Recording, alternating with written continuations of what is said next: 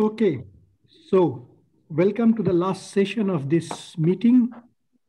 I am Dhrubo, and for my various sins, I am going to be the chair of this last session. The first speaker is Professor Dubrul.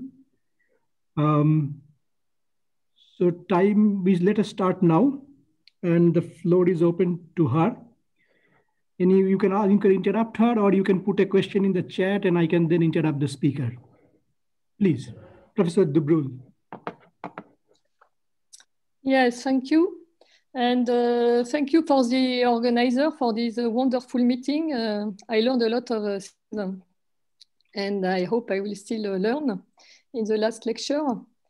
So the topic of my lecture is experimental and numerical exploration around the Millennium problem about Navier-Stokes existence and smoothness. And the first thing I want to stress is that it's a lot of work, a lot of very difficult work. So at the beginning, I want to stress that I did that with many people. There are a lot of collaboration, and especially students and postdocs, and some of them are listening, I hope. So I hope that Damien, Hugues, Adam, Vishwanath are listening to that.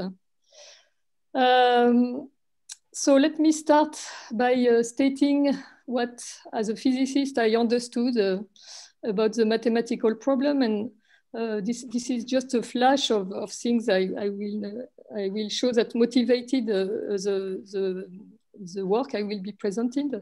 And so this comes mainly from interaction with, for example, Julien Guillot, and you will understand why I will quote a few of his results. So I thank him for everything he taught to me about Navier-Stokes. And so the way I understand the Millennium problem is that here we have a Navier-Stokes equation. We think that they describe the behavior of fluids. And yet there is a problem of existence and unicity and regularity for finite energy solution. And in 2D, we know for a long time that the answer is yes. The Cauchy problem is well posed for this Navier-Stokes equation. But in 3D, there was a work of Leray in 1934 that showed existence of global weak solution, but the problem of uniqueness and regularity is still open. Whenever the flow does not satisfy the Seraing criterion, that is, it is in LP and T, LQ in R3, and with P and Q satisfying this. And so for me, a physicist, among all these mathematical subtleties, the two interesting questions that I found in this problem is, if there is a blow-up solution, what is its shape?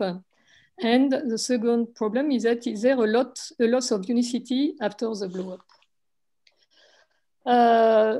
So if you want to look for blow-up solution as a physicist, a natural things to do is to first look for symmetries of the equation, because usually symmetry constrains the shape of the possible solution. And you know that there are many symmetries in Navier-Stokes, thanks to the beautiful talk of Alexei. Now you know everything about these symmetries. But the one that is most interesting to me is the scaling symmetry of the Navier-Stokes equation, which I recalled here. It is when you rescale the space by lambda x, by lambda, then you have to rescale the time by lambda square and the velocity by lambda minus 1.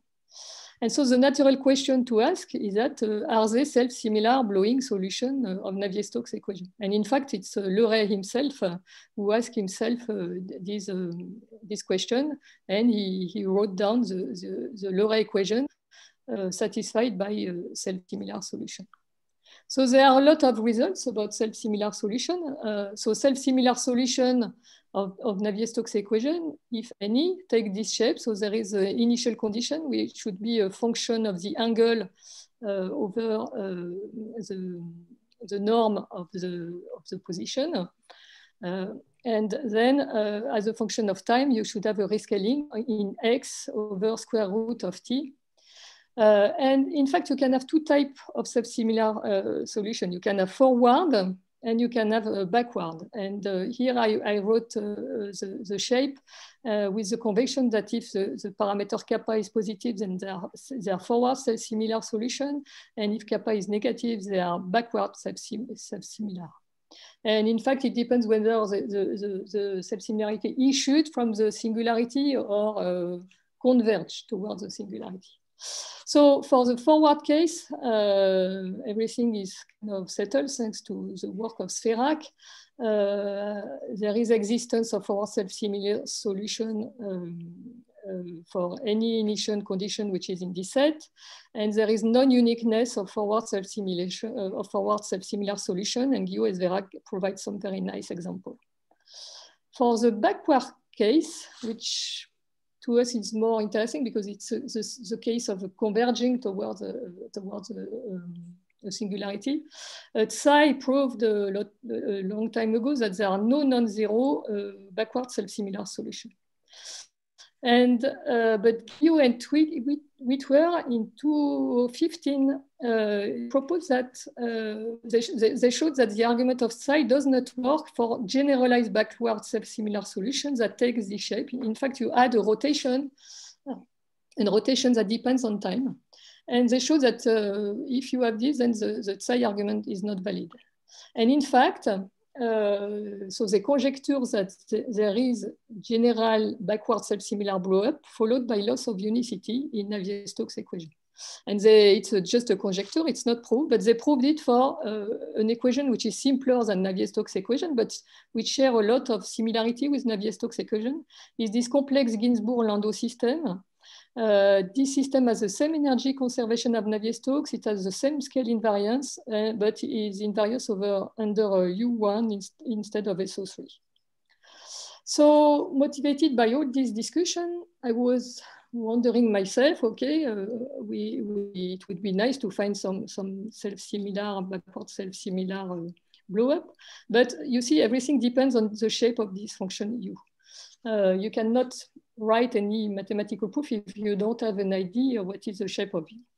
And so my idea was, can we guide the intuition of the mathematician by suitable numerical, so in silico, or experiments, real experiments in fluids, to find the relevant shape of it. So in the remaining of my talk, I will try to show attempt around this question. So if you want to do this, in fact, what is interesting is that numerics and experiment have both their advantage and their disadvantage when it comes to tackling this kind of issues.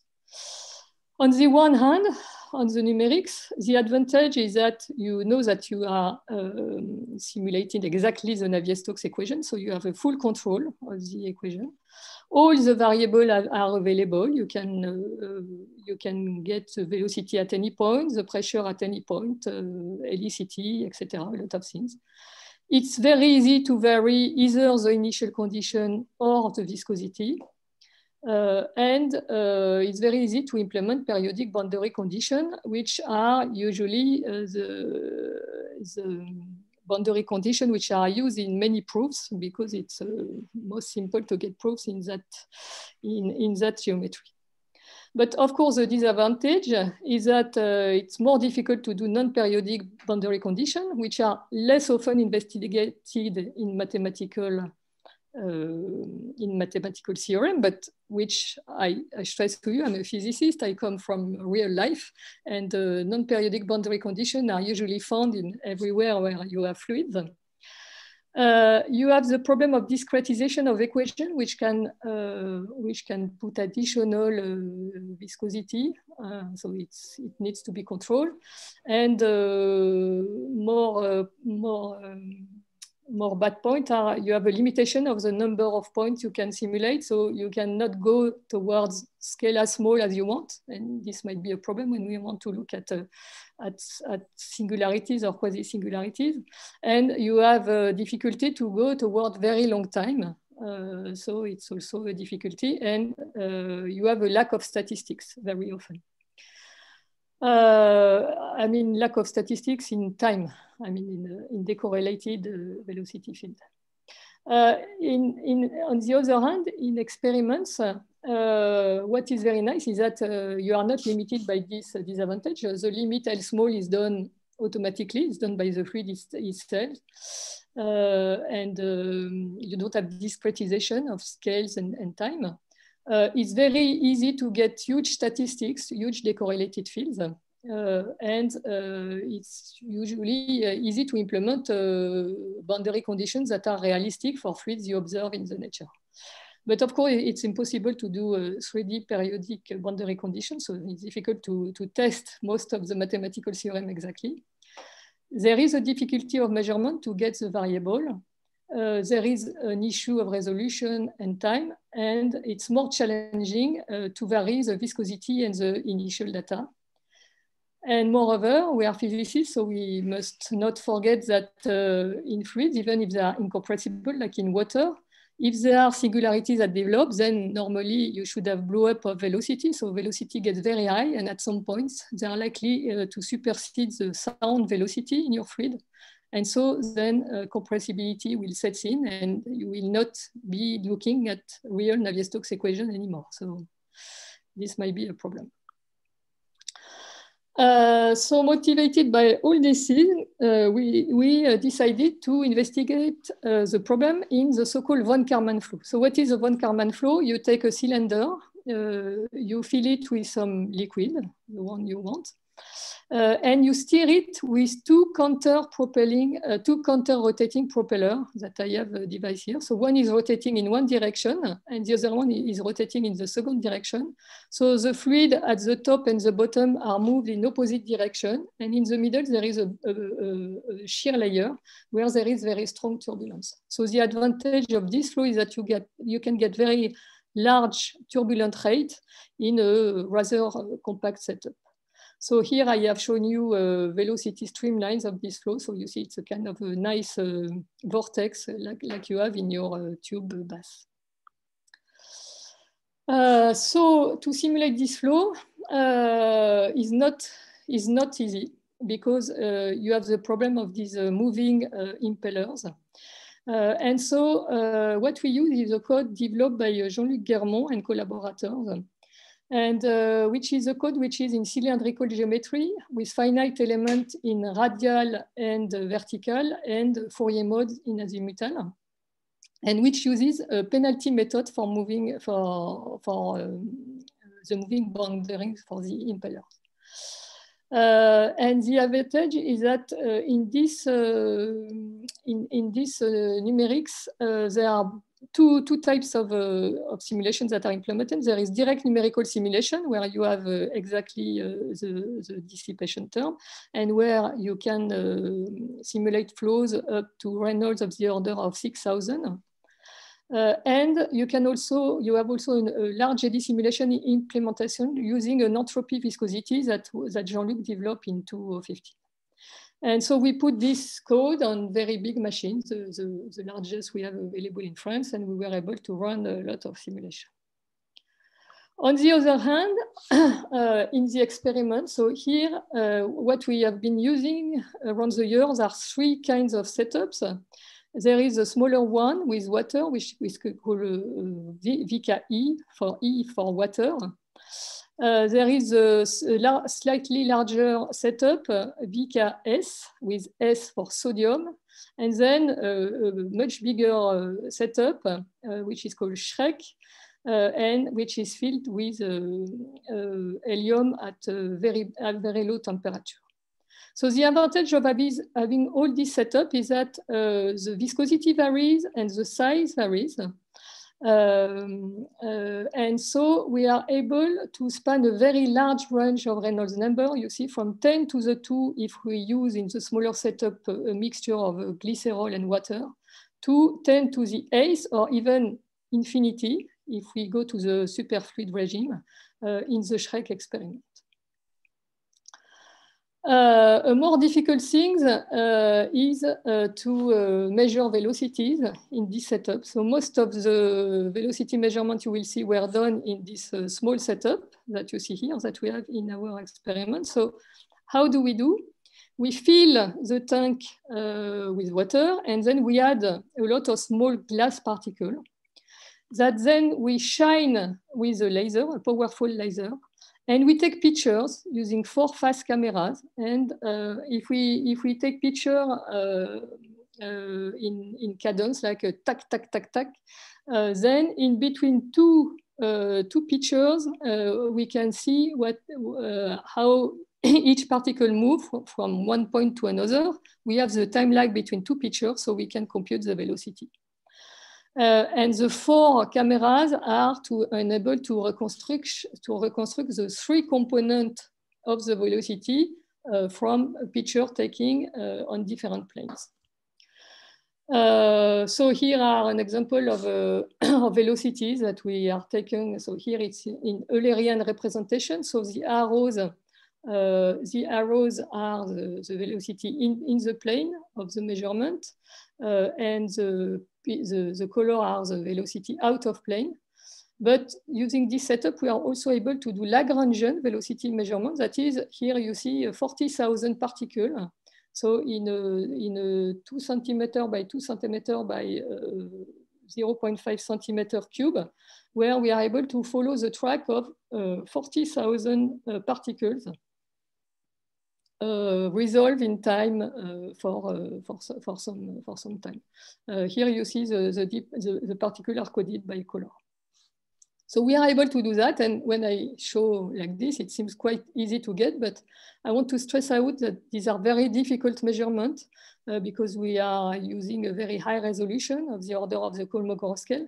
And so you cannot avoid noise, experimental problems, and so that's why we are very happy to have the numerical simulation to make sure that what we do is not completely crazy and that we don't have a major experimental problem. On the other hand, we are happy to have the experiment to compare with the numerical simulation, because since the numerical simulation for high Reynolds number use a large eddy simulation method, then we are not sure whether they are good, it's a good model or not, and we can check some things with our experiment. So you see that both numerics and experiment complete nicely each other. So as the first things, I want to show you how nicely they complete and how it's interesting to have these two and how reliable our results are. So here are examples of velocity profile at low Reynolds number, at velocity, 3 components of velocity in a plane at low Reynolds number, where these are measurements taken in the lab, and these are measurements taken using the numerical experiment, the numerical simulation with no model. So you see that we have an exact resemblance of the 3 components of the velocity in a plane. If now I look more carefully and I look, for example, at velocity profile at different location, at different position in the cell, here in the middle, here near the top, here near the bottom. And for azimuthal air radial velocity profile, you see that the experimental measurements, which are shown with little error bars here, fit nicely with the profile obtained from numerical simulation, again at 10 to the 3. So this gives us confidence that our experimental measurements are good. There is no major flaw. And on the other hand, now if we go to higher Reynolds number, 10 to the 5, and if you look at the 3 components, the 3 components of the velocity here, Vx, Vy, Vz, and we compare it with the large eddy simulation, you see that for the large scale structure, you see visually no difference, and we made of course some statistical measurement, and the two agree nicely. So at this point, we have confidence both in our numerical simulation and both in our numerical in our experimental measurement. So what do we do with this? So the first thing we wanted to do, of course, is to look at a very important quantity. It's a dissipation in our turbulent flow. So here we see the dissipation that we measure in some, for a given condition with a given type of impellers rotating in some way. And here, all we did is here we just change the Reynolds number from 10 to the 2, I told you, up to Reynolds infinity here. So what you see is that the color blue and red are the experimental measurement, and the gray also. And the little circle without color in it are DNS or large eddy simulation here. So what you see is that experimental data point and numerical data point agree perfectly in this geometry. So we are quite happy. So we are happy, but here I am surprised that nobody raised their hand, because then you see that we have a problem. What I told you is that we are in a given condition, we just change the Reynolds number. And what we observe is that as soon as the Reynolds number is large enough, above 10 to the 4, we observe that for a given Reynolds number, there are we can get two different non-dimensional dissipation. The red one or the blue one. Yes? There is a question from Charlie Doering. Yes. Measure or define Reynolds number in the experiments and simulation, rotor speed. So the Reynolds number is defined in the same way, very same way in the numerics and in the experiment. It is defined using the radius of the cylinder as a unit of length, the rotation frequency of the impellers as a unit of time, and the viscosity.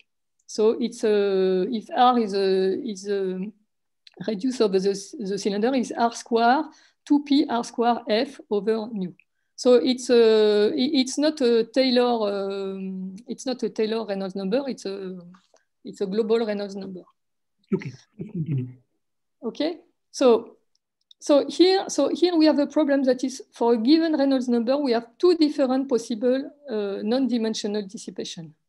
So this was a big problem for us, and this shows that in fact high Reynolds number turbulence you don't have uniqueness of solution. And so we investigated a lot this problem, and we found out that in fact it corresponds to the fact that the flow, the average flow, if you average over time, the statistical flow, in fact it can take two shapes. A shape that we call symmetric. Here you see the azimuthal velocity in a half a plane.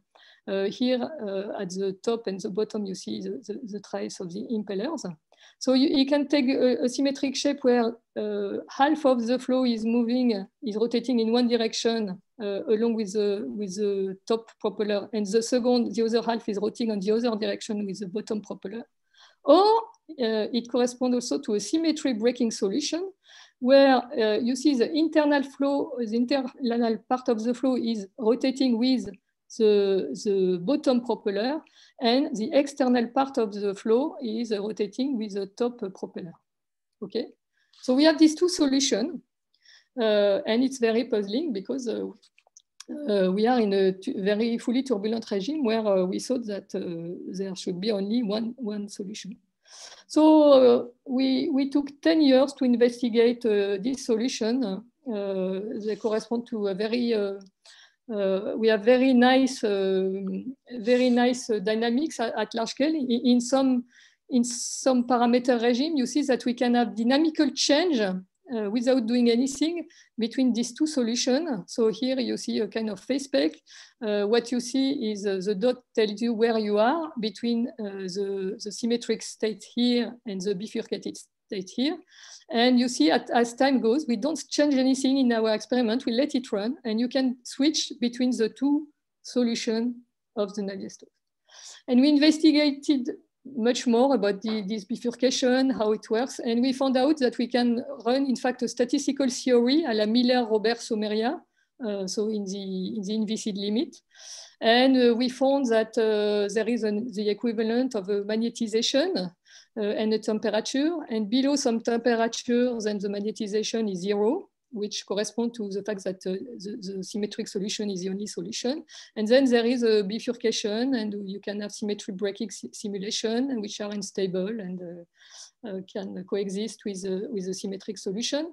We have also the equivalence of divergence of the susceptibility for a given Reynolds number. And what is very nice is that here, what you see, this dotted line, they are fits using a mean field theory. Just mean field argument. So with exponent 1/2 for the magnetization and exponent -1 for the susceptibility. So all this, if you are interested, is summarized into this very nice paper by which was led by Simon Talabar.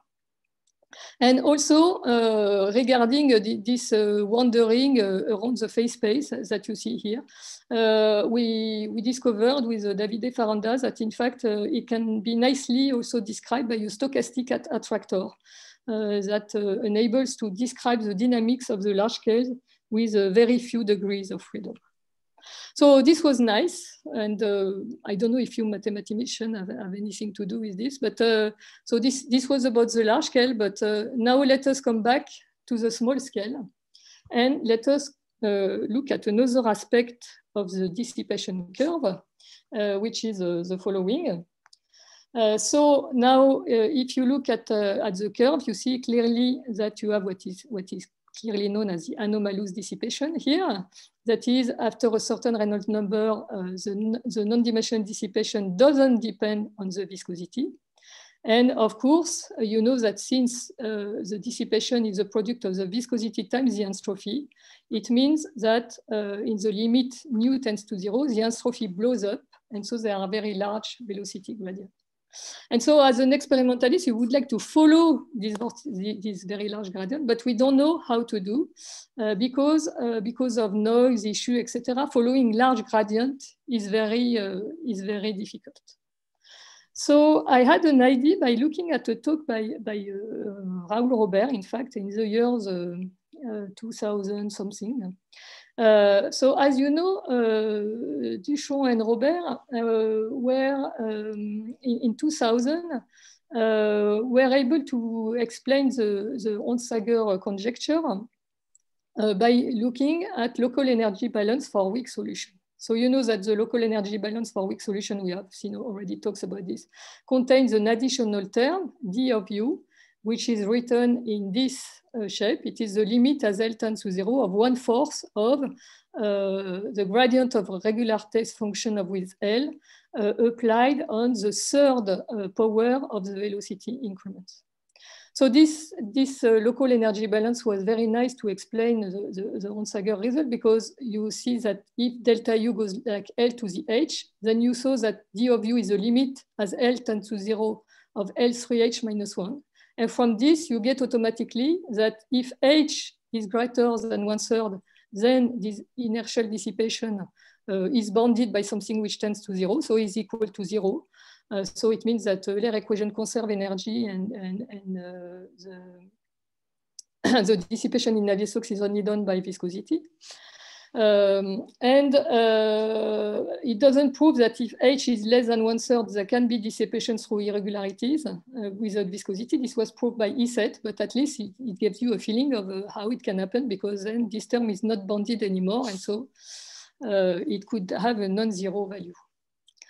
But so this is mathematics, but as an experimentalist, then this gives you a very nice thing, because you see already that this term is the limit as L tends to 0 of this term, which is circled in red. And this curl is very nice for me, because what is it? It's just the product of some regular field, the gradient of some regular test function that I can use whatever I want, applied to a quantity which is just the velocity increment, so which does not imply to me any spurious manipulation on the velocity field. It means that this is a quantity that I can compute in my measurement without adding any noise. Moreover, what I know is that if this quantity tends to 0, then it means that mathematically the fluid is regular. We know it from this local energy balance. From a physical point of view, also it's interesting because you can show that it corresponds to a sort of local energy transfer, which is positive if it is towards small scale or negative towards large scale.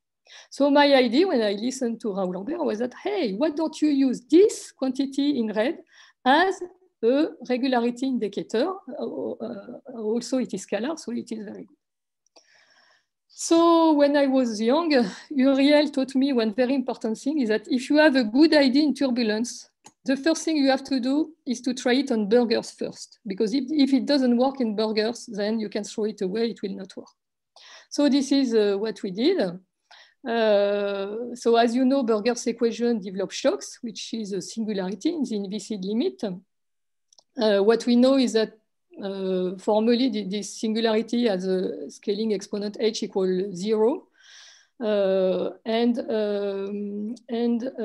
Of course, a shock solution of Burger's equation have two types of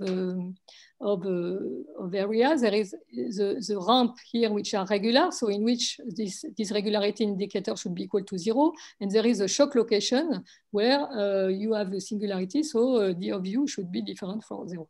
And here is an image of this regularity indicator that I have computed as a function of scale. And what you see is perfect. It goes like expected, is that it is 0 everywhere the velocity field is regular. And if you go L tends to 0, you say that it makes a little finger that grows and grows and points towards the area where you have a singularity.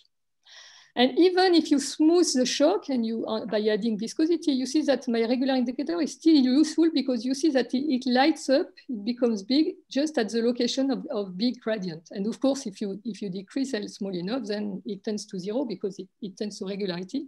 But it does exactly the job I want it to do. So what we did, of course, we apply it in experiments. So we took our velocity measurement, we applied the regularity indicator, and here is an example equivalent to what it was in Burger. So you see, again, we have this kind of fingers that points towards some location.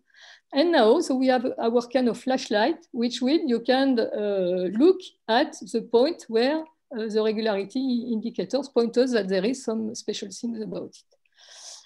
So here is an example. Here is the regularity indicator at some scale in a plane, and this is the velocity field around. And so you see, we can beautifully detect this area of large gradient and to see the topology of the flow around them. Before I was just showing you experimental measurement, and you could say, oh, but how are you sure that it's just some kind of noise that you are measuring? Well, we applied this detector in our numerical results. There is no noise.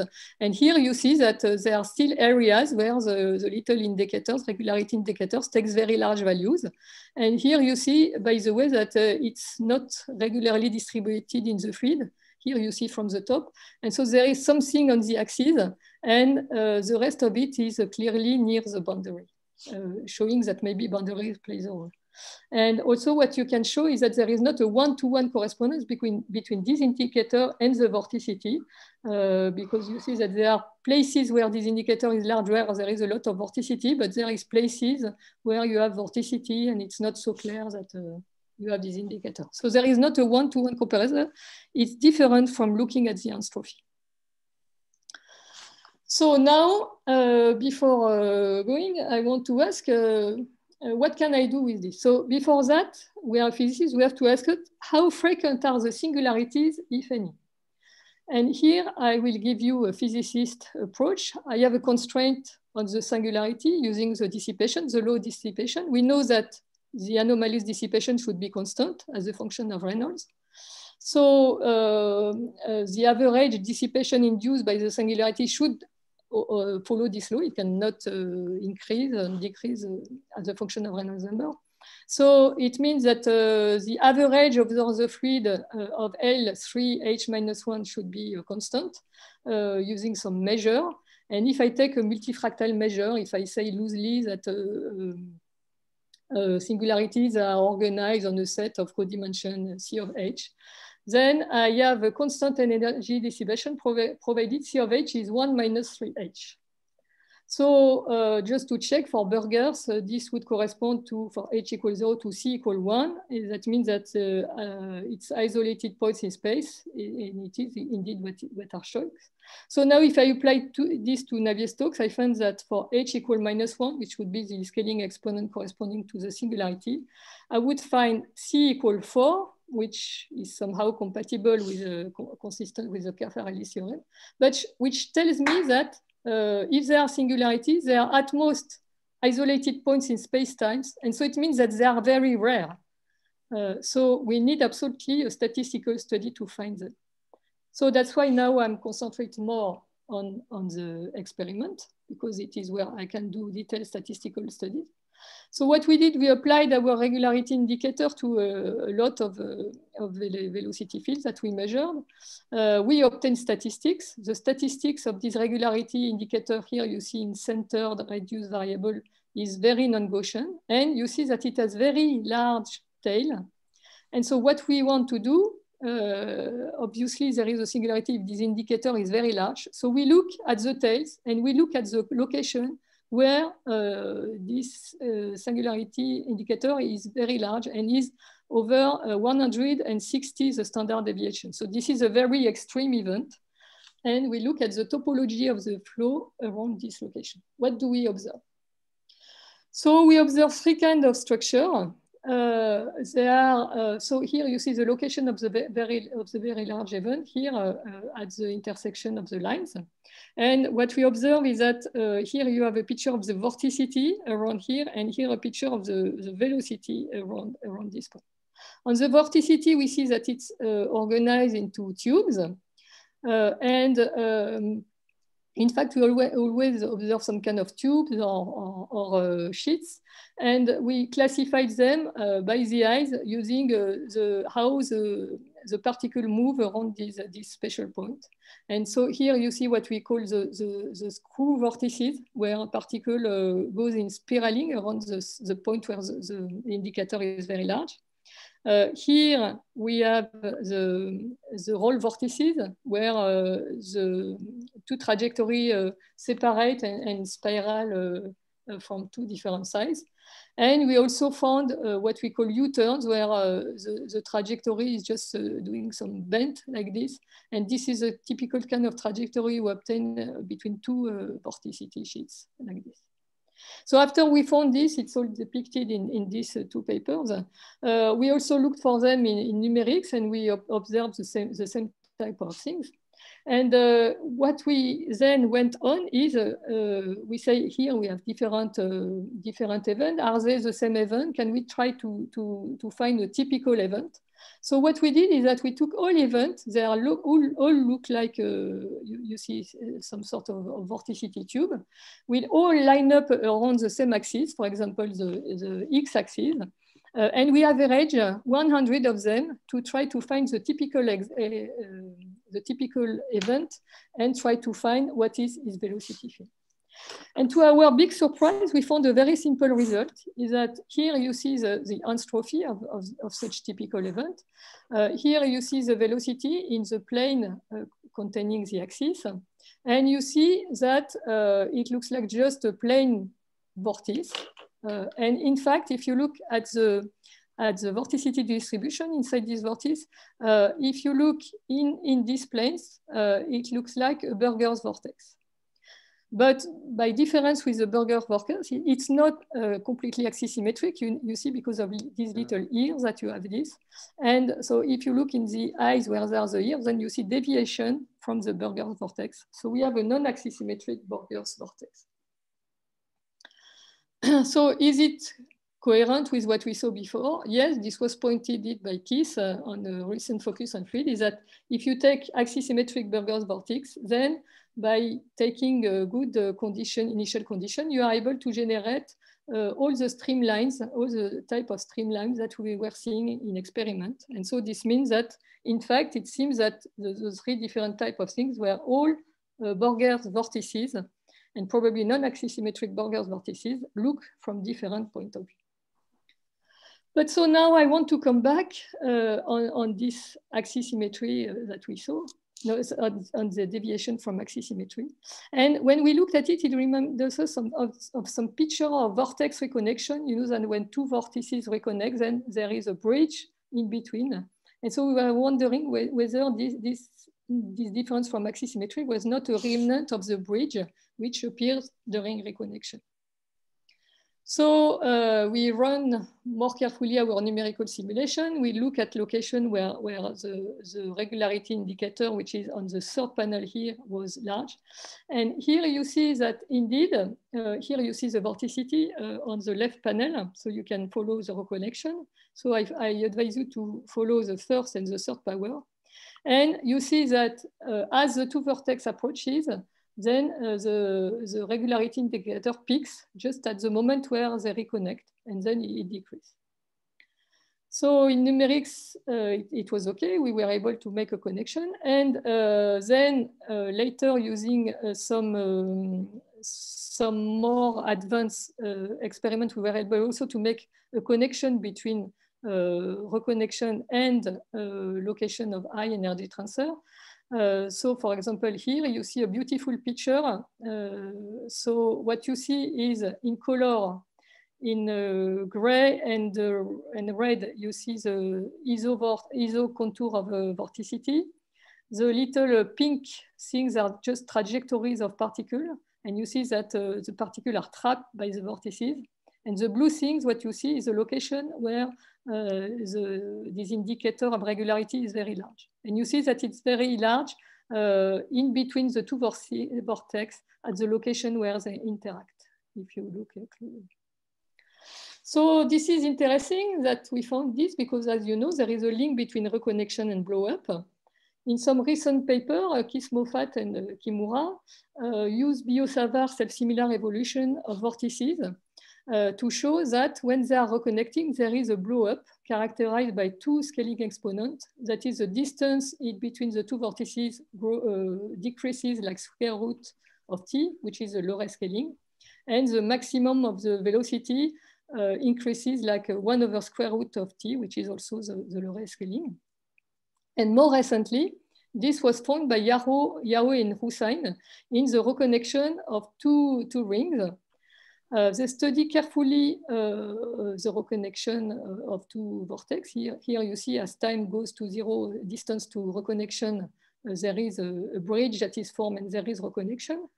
And what they find is that there is no blow-up due to vortex cause deformation, but there is an indication that the scaling of Kimura and Moffat is true, of the low-rate scaling are true. That is, you see that the vorticity increases very large at near the moment of reconnection when the bridge is starting to form. And if you look at the approach in between the two vertex, at the moment, until the moment when the bridge is forming, you see here in the insert that there is an indication of the square root scaling, which is the low-rate scaling and which is the self-similar behavior before reconnection. So we are now investigated. So I forgot to mention that this sort of self-similar scaling was found recently in a very nice work about Gross-Pitayevsky equation, which is not Navier-Stokes, but which shares many similarities. And I advise you to read this preprint. And they found, in fact, that there is some irreversibility. That is the before and after reconnection, you still have this square root scaling, but the prefactor changes before and after reconnection. And in fact, the vortex appears to separate faster than when they approach. And they found this systematically. And in our case, we analyze events, for example, this one, where we observe a connection. And here you see the distance square between the two vortices before and after reconnection. And you see that we observe the same thing that Villeroy, Krusolovic, and Proman observed in Gross-Pitayevsky. So it seems that we have found that this kind of regular events that we have seen are connected with reconnection. they do obey some sort of self-similarity. So of course you will ask me, did you claim you have found a singularity of Navier-Stokes? Of course not, we are physicists. And here I want just to finish on this little argument because I was very interested by the talk by John Gibbon. In fact, if you look at the local energy budget of a solution, you have this inertial, what I call the inertial dissipation, which is our regularity indicator, which scales like 3h minus 1, as I told you. But you have also dissipation, which scales like nu L to the 2h minus 2. And if you want to know at which scale the two are equal, then you find that it is eta h, which is given by Reynolds to the minus 1 over 1 plus h, and which has the following, this scale has the following meaning. If you have a solution which is self-similar with exponent h, it can be self-similar with exponent h only up to eta h, and after regularity sets in, viscosity becomes important, and then it obeys the regular scaling L. And of course, the difference between the two occurs for the exponent h equal 1/3 of Kolmogorov occurs at the Kolmogorov scale. And so what we would like to do is to investigate what is going on for scale smaller than 1/3, which would allow us to say that we have singularities or quasi-singularities stronger than just the Kolmogorov scale. And what just I want to point here is that if you look at this argument, you notice that this eta h is 0 only for one peculiar value, h equal -1, which is the singularity behavior of the Loret solution in some sense, if you want. So I think that the John Gibbon argument who says that there is a limit, the eta h in fact cannot tends to 0, is very interesting because if it is true, from my physicist point of view, it means that there can be no singularity for periodic boundary condition in Navier-Stokes. Well, this is how I understood John's result. In our case, we are safe because we have boundaries, and as you saw, they are important because something seems to be happening also here. So this motivates us to pursue our effort, and in our goal to try to go to smaller scale and to investigate stronger irregular event, we build a giant von Karman experiment of 1 meter wide. Which will allow us to explore a scale which is smaller than Kolmogorov over 5. Up to now, we are exploring only Kolmogorov scale. And so we hope that it will be able to help us to detect stronger velocity gradient and quasi-singularities. And the question is, will we see the same event or will we see other event? And this is a good question. So I will conclude here from a perspective. What we'd like to do also is to look at spontaneous stochasticity using our measurement, using our Lagrangian measurement, looking for self-similarity using time-resolved measurement, go towards smaller scale using the biggest experiment, and strengthen links with reconnection. And with this, I'm finished. And if you have some suggestions, well, we will be ready to take them. Thank you. Thanks very much for a wonderful talk. Lots of questions and many. I'm fascinated by it, but I think I should first ask the people in the chat who already made certain comments. So first, let me ask Claude Bardoche. Claude, please. Okay, first, it's a fantastic talk. It's a really good set of numerical experiment and also physical experiment. It's a lot of valuable information. Then, on the other side, I will really argue that this has nothing, clearly nothing to do with the issue of the Clay price. What you are looking at is a problem where the effect of the boundary first and of the forcing both go together are dominant effect. Then that leads to consider the asymptotic behavior of the solution. It's much closer to studying, in fact, what Duchamp and Robert did. They were also looking at large time statistical solution. It's also looking at universality of the property of strange attractor, and all that may exist whether or not there will be blow-up or self-similar solution. Obviously, what you look at is not a self-similar solution. Then there is another companion problem that you mentioned. It's the Gross-Pitaevsky. I don't know exactly what is the situation, but I know that in some cases, blow-up is proven for the Gross-Pitaevsky, and there are work of mathematicians like Merle and Raphael trying to see what's happened after that. So there will be also a comparison to make. So that's to initiate some discussion. Okay, thank you, Claude.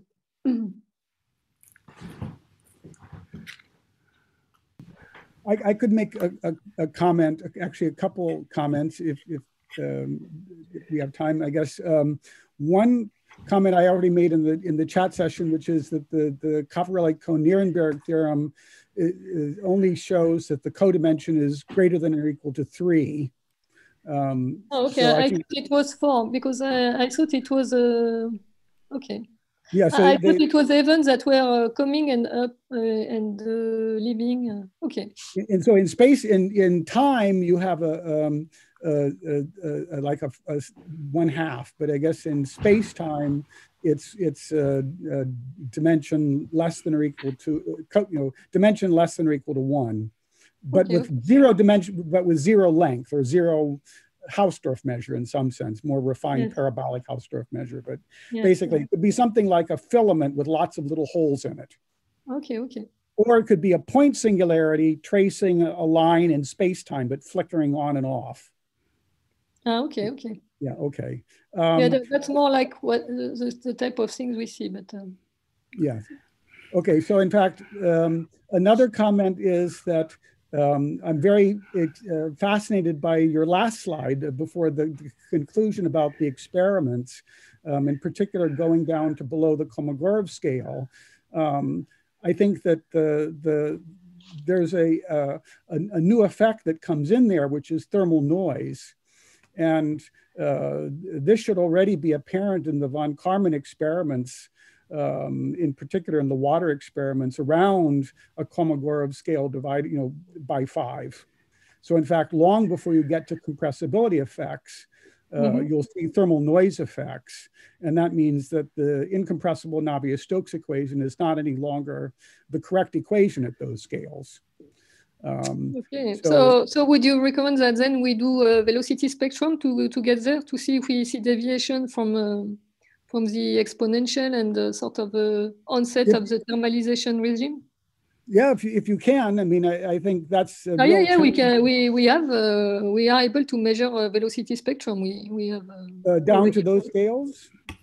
Down to those scales, yes. If we have velocity measurement down to those scales, then we'll have energy spectrum. I guess in both the water and the water glycerol experiments, or oh yes, in any kind, in water and water glycerol, as long as it is transparent, we can, yes. The thing is that actually, to tell you the truth, Greg, I listening with fascination to your talk. I don't know at which occasion, and I tried to do the computation myself, but I thought that this effect would be seen at much smaller scale. So I was kind of disparate. If you tell me that you think I mean, Kolmogorov over 5 is enough. I thought it was Kolmogorov over 20 from my computation, but it depends. I mean, it depends on the precise assumptions that you make. I guess how sophisticated a model you're putting in for the exponential decay and whether you're putting a prefactor. But indeed, and it will also depend on the precise temperature operating at and where the Kolmogorov scale is. So certainly in the water glycerol experiment, it's going to be at a smaller scale. You know, yeah, because there the Kolmogorov scale is much bigger. But anyway, so the thermal effect, I think, could be important.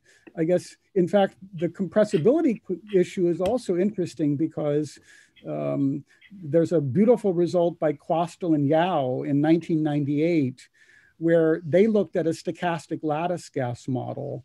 And what they showed is that in the standard scaling limit, even if there's a singularity, so even if you have a Leray type blow up, then with probability going to 1 in the scaling limit, you will see a weak solution of the incompressible Navier-Stokes equation. So in some sense, the fact that you have a local breakdown of the compressibility assumption doesn't mean that you don't have a weak solution of the incompressible equation. Ah, great. Oh, interesting. Yeah, so I think this is actually a point. I mean, there's a beautiful paper in Annals of Mathematics in 1998.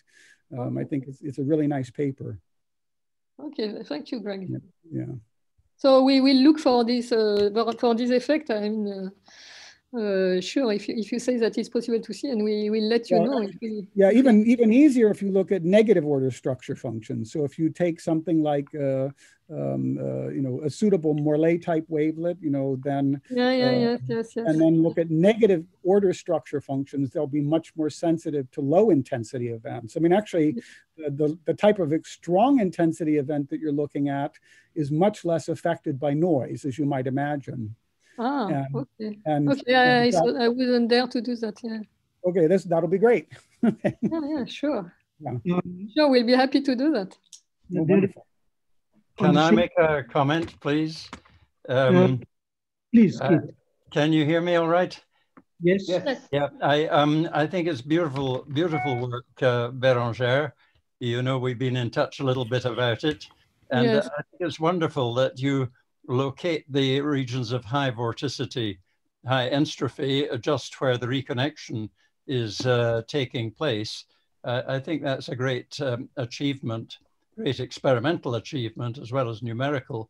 But the problem is that in the numerics, the vorticity gets nowhere near as high as one would like. It's nowhere near approaching a finite time singularity. Yes, I know, Keith.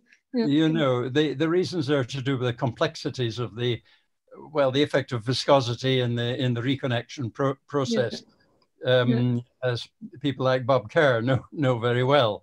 So I think really there's still a lack of understanding of this, the precise nature of this process in the limit of infinite Reynolds number. Okay. So actually, Bob Carr had a question. He just wanted to. Yeah, I did. Yes, please. So I sort of passed out between the time she started mentioning Moffitt and Kimura and then started finishing the talk. And she mentioned a paper related in some way to Moffitt and Kimura. And I want to know if that was the new, very, very new paper by Yao and Fazli Hussein in JFM. Yes, that was it, Bob. Okay. It was it one. About Greg, actually, there is a question by Mahendra Varma on the thermal effect that you were talking about. So Mahendra, maybe you want to say it again? No, I think I said what I have to do. It was a comment. No, not Claude, but Mahendra Varma. Mahendra, if you are there. Yeah, I'm here. So I thought, I'm not too sure. I just like thermal effects could be like 10 nanometer or so, no, Greg? No, 1,000 times bigger. 1,000 times larger scales. All you have to do is just take the thermal equipartition spectrum and balance it with the Kolmogorov spectrum, and you'll see that they appear like a decade below the Kolmogorov scale. If you look at the spectrum, and if you look at other statistics, they appear at the Kolmogorov scale and larger scales. I see. So I will look at it. I'm sorry. Okay. Greg, I have a question which is somewhat tangential to this. So, you know, when we study particles in turbulent flows, we often study particles that are much smaller than the Kolmogorov scale. So do you think those particles, we should also include the thermal effects? Absolutely. If you don't, you're not going to be doing physics. Okay. So if you look at droplet, and so if you look at cloud physics and you're trying to understand condensation of droplets, if you're looking at combustion of sub-Kolmogorov scale flamelets and you're not putting in thermal noise, you're doing the wrong physics. Now, if you are thinking of thermal effects, then do you think that we should also take into account because of energy dissipation? I'm sorry, I couldn't hear you. If you have higher in a turbulent flow, you can have higher energy dissipation in different places. Yes. So do you think that local temperature fluctuations due to that need to be taken into account, or that equilibrates much faster? Sure, in principle, I mean, absolutely. And then you should look at sort of full fluctuating compressible equations. Okay, interesting. Yeah. Okay, any other question? Okay, so it seems that an audience on Zoom is actually much more well-behaved than a live audience. It's a pleasure to be the chairman in such cases. So let's take a break.